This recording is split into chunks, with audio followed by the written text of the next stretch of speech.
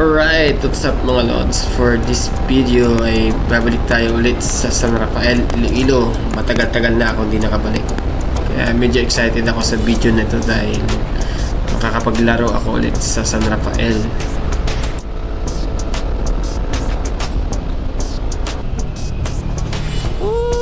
San Rafael.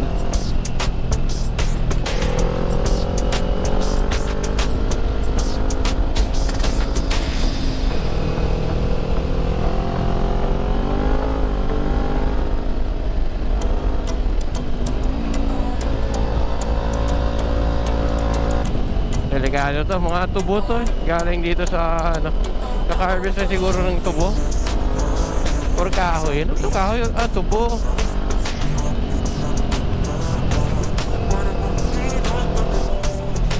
Medyo delikado pa lang ngayon dito maglaro eh.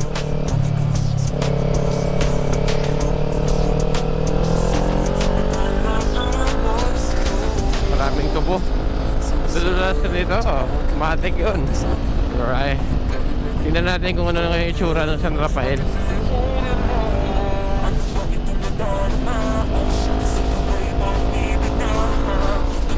Chill ride. Ay, maraming mga tubo dito. Tangin na.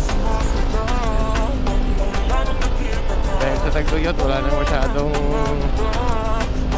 green dito sa daanan. Alright. San Rafael. Sana konti lang yung tao dito para ako dito. Makapag-vlog ako dito sa taas. Hindi malayo-layo pa tayo.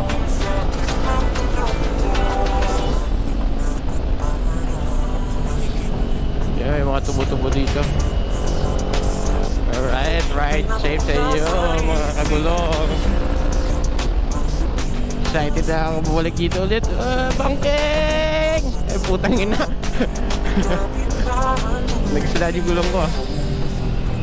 Bangking!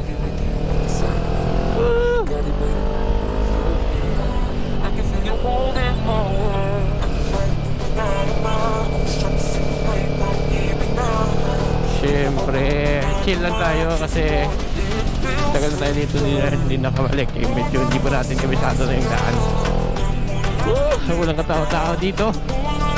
Yeah, walang katao-tao. So nabis na ako ngayon dito ng linggo. Solo ngayong linggo. Marami na mga kubo-kubo. Hindi kaya yung dati na maraming yung makikita mo dito.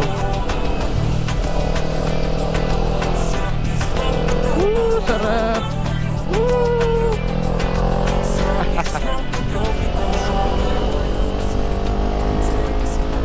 Dito na yung San Rafael.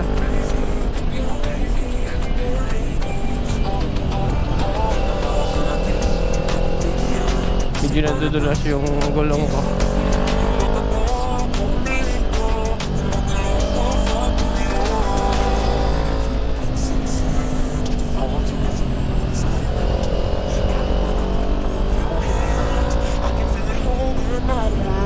Hindi lang yung tao dito ngayon.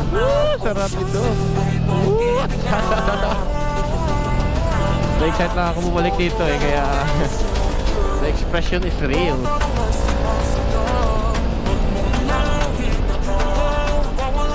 Sana hindi sira yung microphone ko ngayon para na-videoan mo lang yung right. So dito talaga dati yung first take off bago makit sa taas. So hinihintay natin namin dito kung dumadaan sa sasakyan. Wala kasi maglalaro kami sa taas. So far wala na kayong katao-tao yung San Rafael, Iloilo. Ayan na. Dati fiesta talaga dito eh, from 6 AM to 10 AM hanggang hapon po nga iban eh, para makapaglaro dito. Kaso may mga pulis na siguro pabalik-balik ka rin tagalinggo na yung mga tao dito. Kaya di na sila kunti na lang pupunta dito.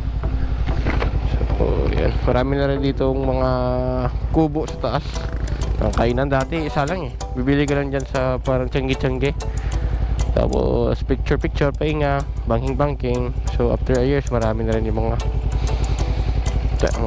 kubo-kubo sa taas. Ayan, may mga kainan na dito.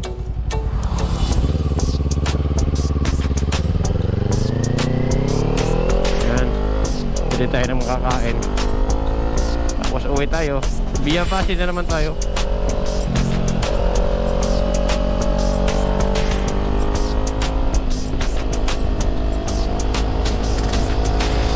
Sayang wala na kayo patik.